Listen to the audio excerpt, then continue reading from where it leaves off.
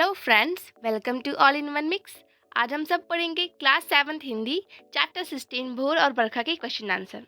First question है, बंसी वारे ललना मोरे प्यारे लाल जी कहते हुए यशोदा किसी जगाने का प्रयास करती हैं और कौन कौन सी बातें कहती हैं। तो बंसी वारे ललना मतलब होता है बंसी बजाने वाले मेरे लल्ला, मतलब लाल मतलब पुत्र। ठीक है, आंसर देखते हैं। यहाँ यशोदा कृष्ण को जगाने का प्रयास करती हैं और कहती हैं सुबह हो गई है। यहाँ पर जो यशोदा माता है वो कृष्ण जी को जगा रही हैं और कह रही हैं कि सुबह हो गई है, भोर हो गई है। हर घर के दरवाजे पर साधु संत खड़े हैं, सभी ग्वाल बाल शोर मचा रहे हैं। मतलब सभी जो ग्वाले हैं, उनके जो गैया हैं, वो सब शोर मचा रही हैं और माखन और रोटी हाथ में लेकर गायों की रखवाली के लिए जा रहे हैं। गोपियों के हाथ के कंगन जो है वो बज रहे हैं।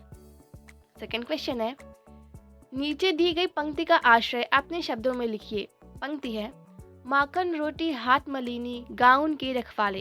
तो इसका आश्रय है गायों की रखवाले सभी ग्वाल बाल हाथ में माखन और रोटी लिए हुए हैं। मतलब जो भी लोग गैया को चराने जा रहे हैं वो सभी लोग अपने हाथ में माखन और रोटी लिए हुए हैं। थर्ड क्वेश्चन है, पढ़े हुए पद के आधार पर ब्रज की वोर का वर्णन कीजिए। तो आंसर है, ब्रज में वोर होते हैं। जो व्रज है वहाँ पर सुबह होते ही सभी घरों के दरवाजे खुल जाते हैं। गोपियों की कंगनों की खनकार सुनाई देने लगती है क्योंकि वे सब दही मथ रही हैं। सब ग्वाल बाल हाथ में माखन रोटी लेकर गायों को चराने की प्रतीक्षा कर रहे हैं। तो ब्रज जो है, तो वहाँ पर जब सुबह सुबह होती है तो वहाँ पर जो लोग हैं उनके दरवाजे खुल जाते हैं। वहाँ पर जो गोपियाँ हैं उनके कंगनों की आवाज़ सुनाई देने लगती है क्योंकि वो सभी जो है माखन जो है मथ रही होती हैं। ठीक है, और जितने भी ग्वाले हैं वो सब अपने गैया को चराने के लिए जंगलों में जाते रहते हैं। ठीक है, फोर्थ क्वेश्चन देखते हैं।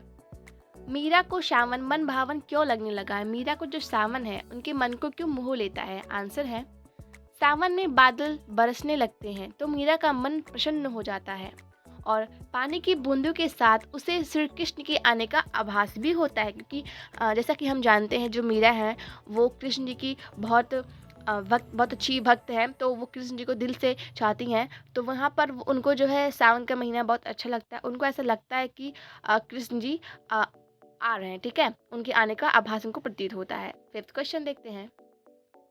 पाठ के आधार पर सावन की विशेषताएं लिखिए। तो सावन की कौन कौन सी विशेषताएं हैं। जैसे कि हम सब जानते हैं सबको सावन का मौसम अच्छा लगता है। ठीक है, तो पाठ के आधार पर आपको सावन के विशेषताएं बतानी है। आंसर देखते हैं। सावन के आते ही बादल चारों ओर दिशाओं में उमड़ घुमड़ कर विचरण करने लगते हैं।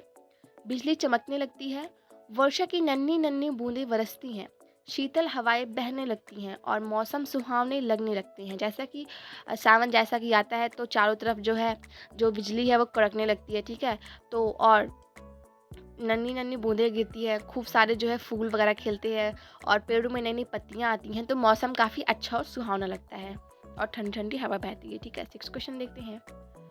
मीरा भक्ति काल की प्रसिद्ध कवियत्री हैं। इस काल के दूसरे कवियों के नामों की सूची बनाइए तथा उनकी एक एक रचना का नाम लिखिए। तो कबीरदास जी, इन्होंने बीजक को लिखा हुआ है, और सूरदास तो इनका प्रसिद्ध है सूर सागर। तुलसीदास जी ने रामचरितमानस लिखा हुआ है। जायसी ने पद्मावत लिखा हुआ है। ठीक है, और सेवंथ क्वेश्चन देखते हैं।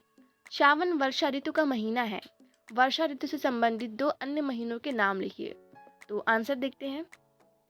श्रावण वर्षा ऋतु का विशेष महीना माना जाता है, लेकिन श्रावण से पहले के महीने आषाढ़ वे श्रावण के बाद के महीने भादों में भी कई बार बारिश हो जाती है।